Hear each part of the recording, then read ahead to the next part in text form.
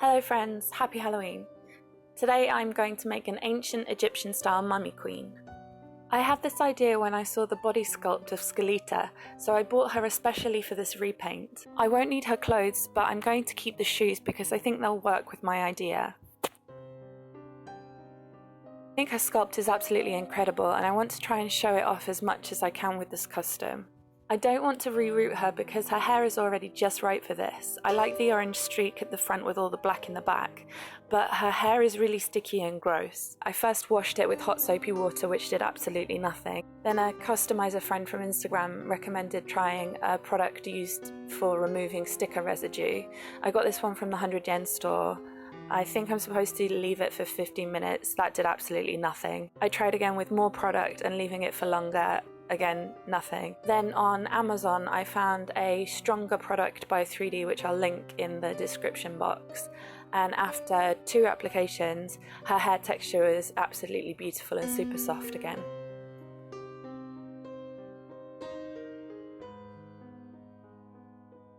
I prepped the doll as usual.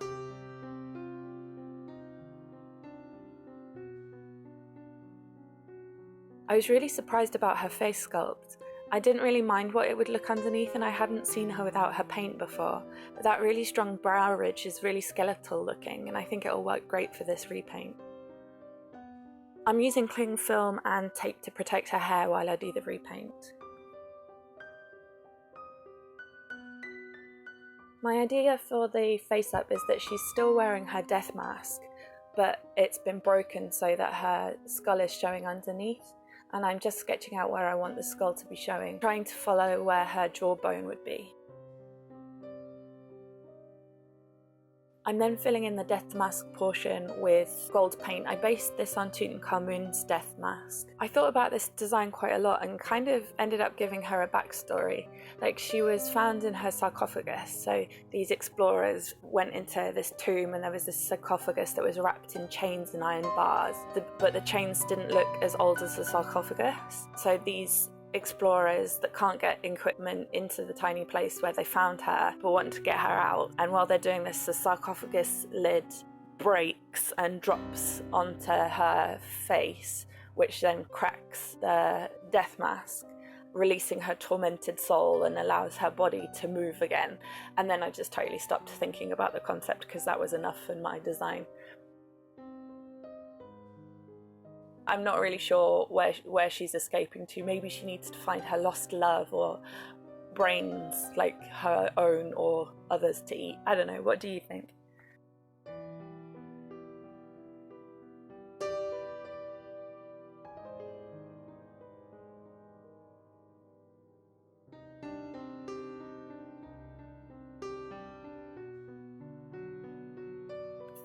So I didn't like how the gold paint was looking. It was really flattening everything. I wanted more of the skeleton to be showing as well, so I decided to try a different approach.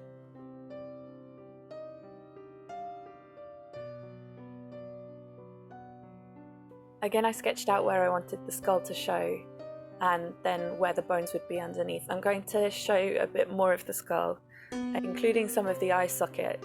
I'm looking at references here for the skull part while I draw it.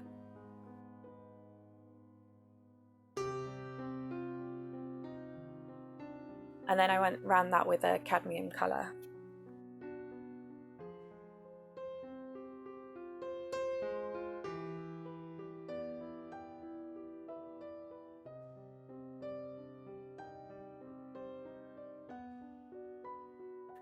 I really wanted to make sure that I captured the iconic ancient Egyptian eye shape and also the right tones of blue here.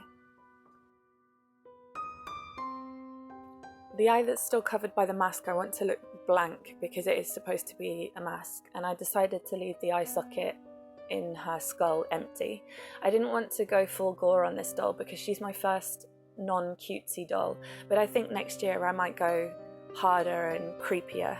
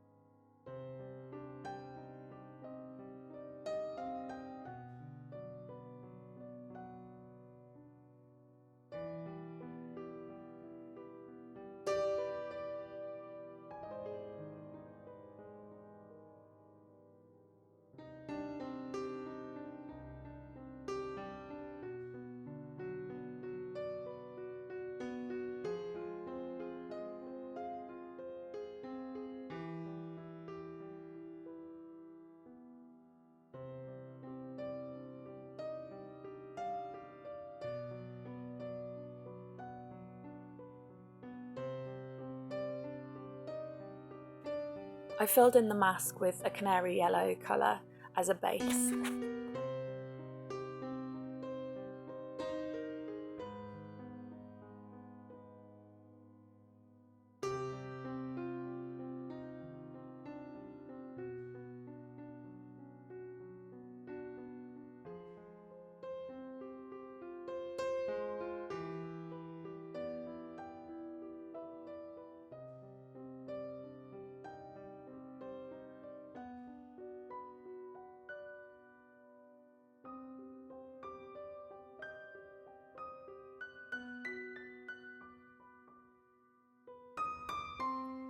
I'm adding shadows and highlights how I would with a regular face, but with yellow tones.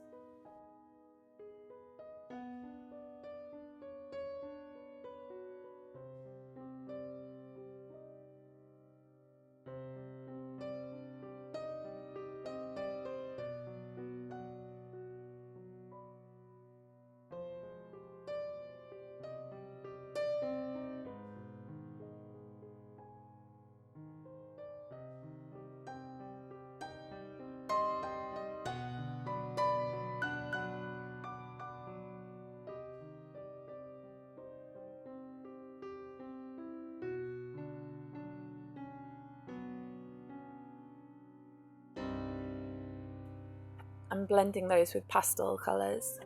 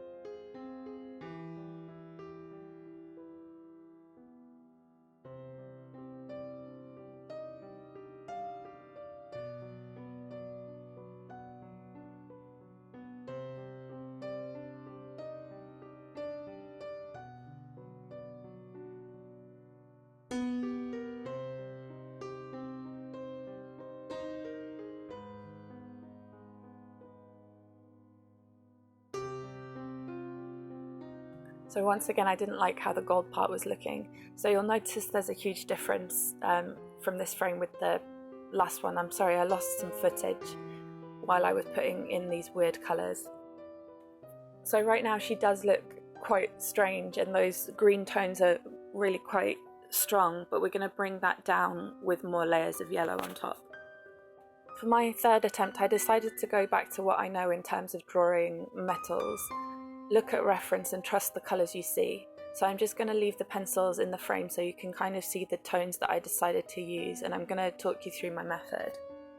When I was in my teens, I went to the Tate Modern and I remember seeing one painting that just completely changed the way I viewed colour and how I used colour. I thought that it was a Lucian Freud painting, but I'm not sure now and I can't find it anyway. It was similar to his style at least. Anyway, the only thing I remember about that painting was this gold like mug type cup or like a goblet kind of thing, and it looked pure gold. It was absolutely incredible, and because I was standing physically in front of it, I could see all the brush strokes and I could understand the colour choices that the artist had made.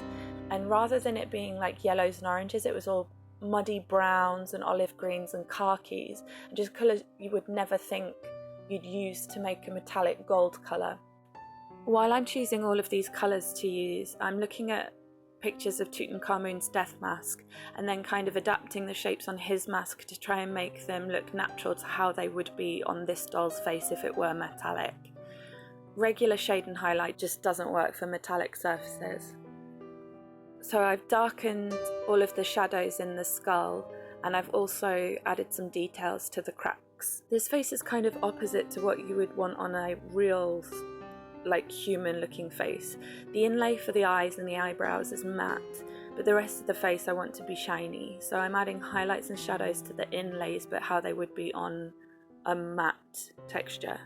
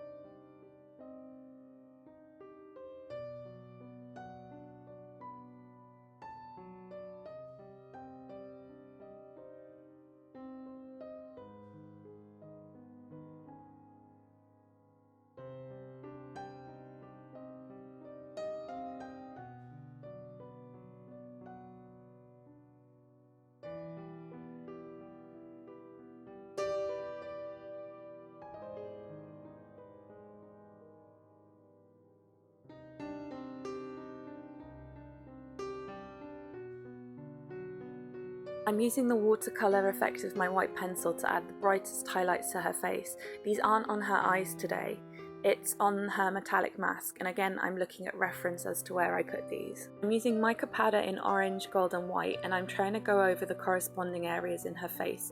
If I only used a gold colour, a lot of the variation in tone would be lost, because the mica powder refracts the light and softens whatever is underneath it. I want this to happen, but not to completely lose everything that I've worked for.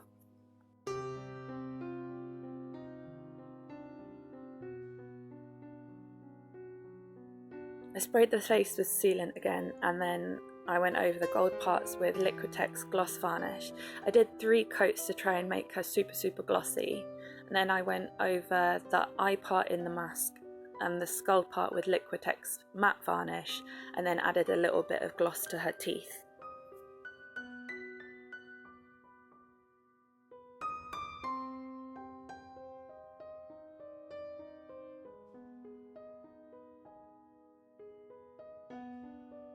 Now onto the clothes and accessories, and there's quite a lot in this custom.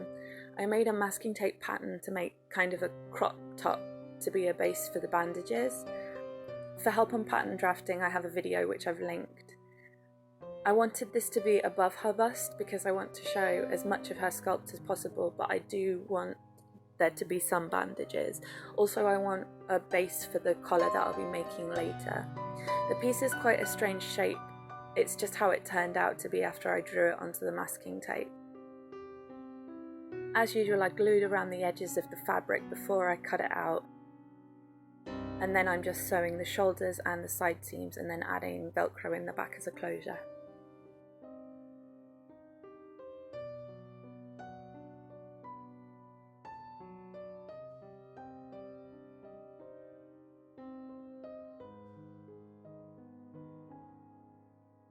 I glued straight lines down lengths of single gauze and then cut between those lines so that the edges would fray a little, but that they wouldn't just totally fall apart into threads.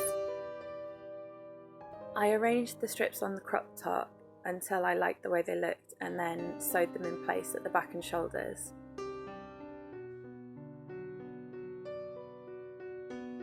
I made a band of warbler and added a Velcro closure in the back as a base for the skirt. I pleated some more single gauze and sewed the pleats in. I used some red fabric to make her belt.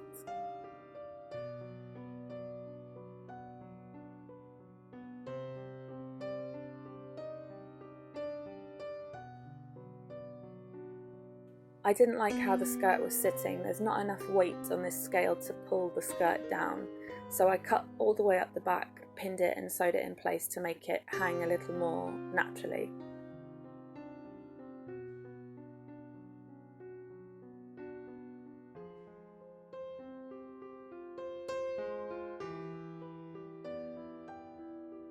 Again, I'm using masking tape to make a pattern for the base of her crown. If the thing I'm making a pattern for is symmetrical, I'll only ever make a masking tape for one side and then mirror the pattern piece. I decided to use Warbler as the base for this build. In hindsight, I probably should have heated it a little more than I did. Warbler can be a little bit unpredictable, and I was worried that I would lose symmetry. I'm using this air drying polymer clay in red from Daiso to build up the definition of her crown. I'm going to do it in layers using silicone sculpting tools.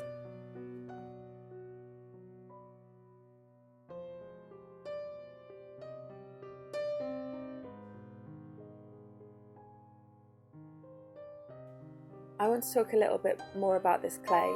It's an air drying polymer clay from Daiso. I used it in my tropical doll to make armour, and I used it in my Tia beanie on her boots and her mug. This custom is where I really started to learn how to manipulate it more effectively, and even since then I've learned more.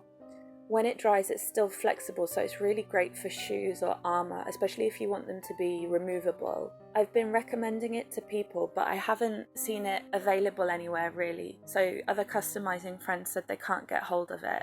I ended up opening an Etsy shop so that other people can try this. There's information and discount codes in the description box below.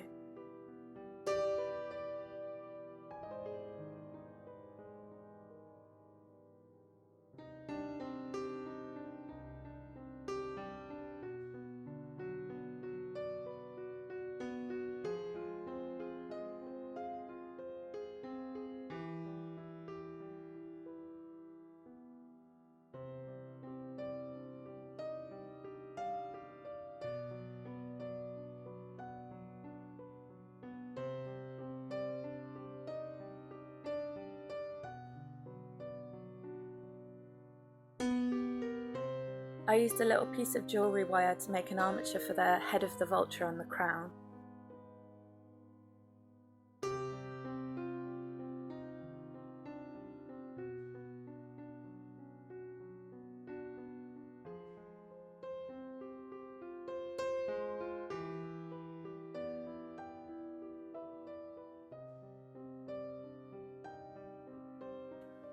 Using some more of the same clay, I made some bracelets and anklets for her.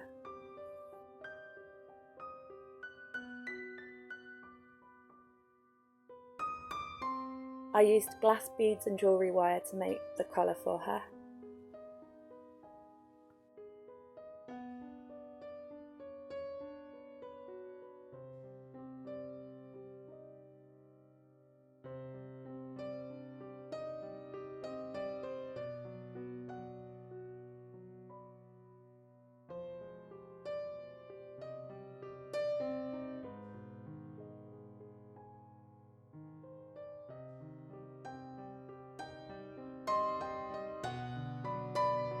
While I was in the process of making this doll, I accidentally completely emptied my stock box, so I needed to restock. I tend to go for busted up dolls, which I think I've said before, and I won an auction that had an armless Skeleta, so I decided to give this doll's arms to that doll for a different custom that I have in mind. So I'm going to sculpt some arms for this doll so that they can look like rotting mummy flesh. I sketched out the size I wanted them to be, made an armature and used the replacement ball joints to make the elbow joint, then covered them roughly with epoxy sculpt.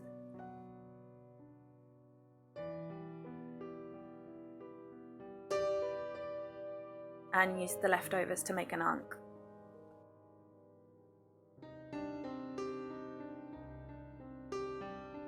And then I got really sick and I couldn't sit at my desk, but I still wanted to keep being productive. So magically, here are some finger armatures and then some smoother forearms with built up hands and fingers.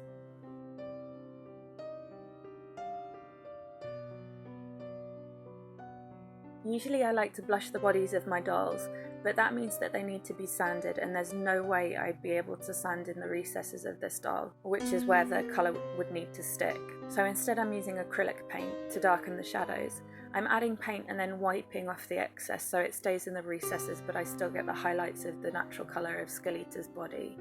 I'm using a tiny brush to add crack line details as well.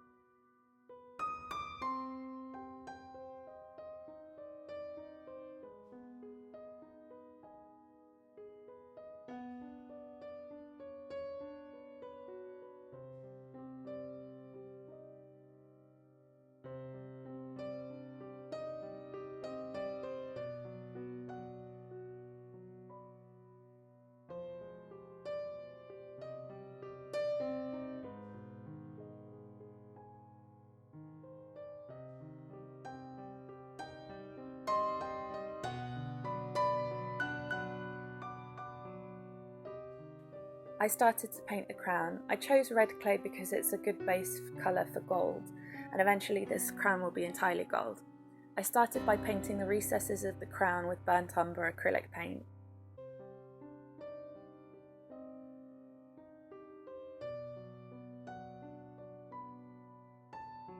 And then the high points with gold. Because this paint is thin, doing the layers will give it more dimension. And then I'm going over the whole thing with gold and then adding back the shadows with burnt umber.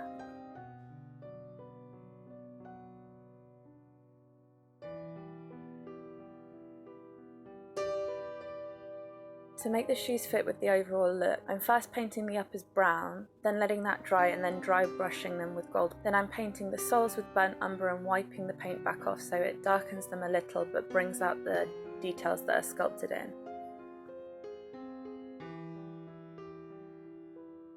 I added bandages and bracelets to the arms, then painted the hands to make them look mummified. I painted all of her jewellery gold, adding burnt umber to the recesses. Using very watered down acrylic paint, I soak all of the clothes and bandages, and then along the edges I add burnt umber to make it look aged.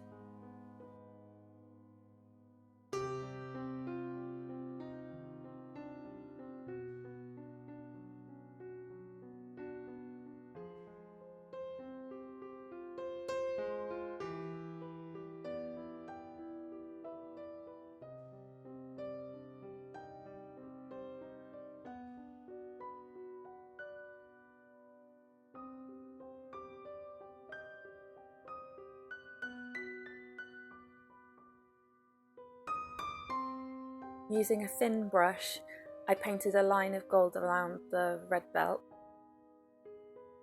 I threaded these long gold beads onto some black yarn, which I then glued to the inside of the crown. I'm going to start putting her together. I added some chains between her armlets and bracelets, partly because I've seen this kind of cape thing done with a sheer fabric and film and fancy dress costumes, but then also because of that story about her being this chained up cursed queen. I thought it would look really pretty.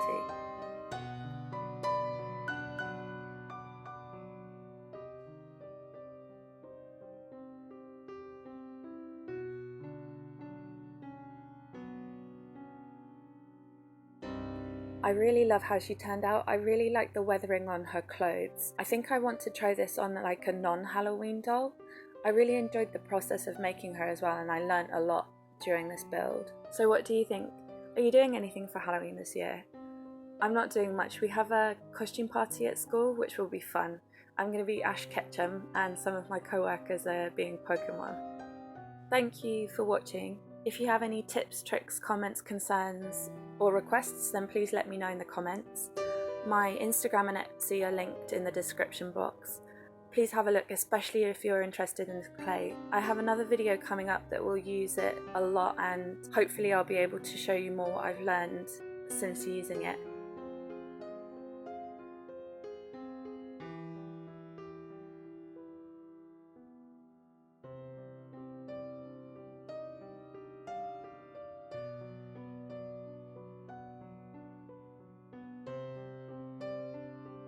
Thanks again for watching, and I'll see you soon. Bye!